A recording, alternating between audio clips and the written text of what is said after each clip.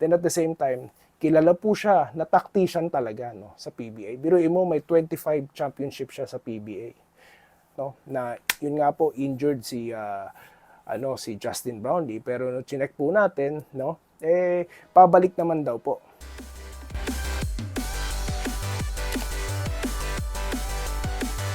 Ayan, so welcome back po, no, dito sa Doy TV Sports. At tayo po of course ay may update, no, at reaction dito po sa pag-aanunsyo, no, ng ating bagong coach ng Gilas Pilipinas. Ayan. Yan po ay walang iba kundi si Coach Tim Cone. Ayan, bali hindi na po bago, no.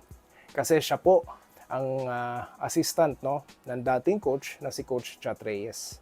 At siya din po ang nag-scout, no, sa kanilang mga makakalaban. Ayan.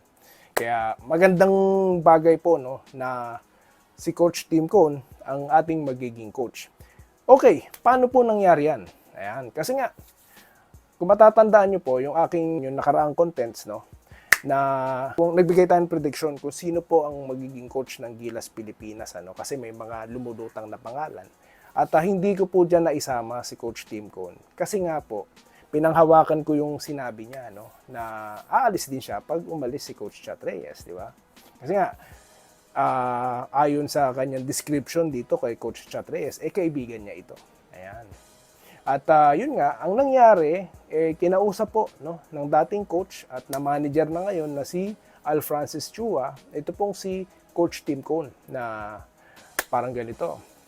We need someone, no, to handle, ayan, yung mentorship ng parang ganon, Gilas. And then, kinausap niya rin si Coach Chat Reyes. At yun nga, binigay ni Coach Chat Reyes ang kanyang blessing, ano, dito kay Coach Tim Cone. Kaya nagdesisyon siyang tanggapin na ito. Ayan. So, inanunsyo po yan ni Mr. Al Panlilio, no, na siyang presidente, no, or siya po ang namumuno dyan sa Samahang Basketball ng Pilipinas. Ayan. At ang tatayong mga assistant po, of course, ni Coach Tim Cone ay si Coach Richard Del Rosario. Ayan. Ang player na hindi nagugulo ang buhok.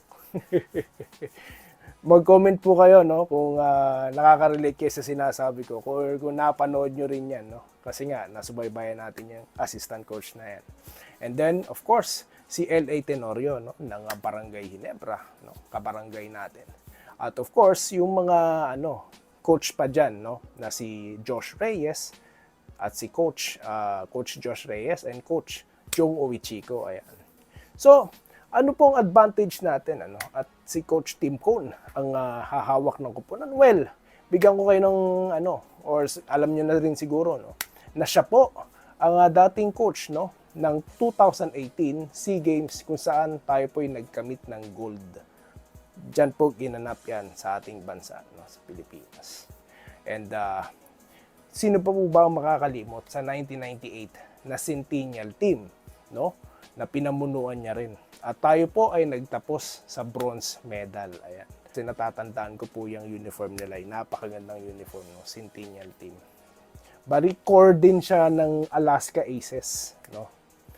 Itong kupunan na yan, nila sila Johnny Aparientos, Kenneth Turemdes, Jojo Lastimosa. Ayan.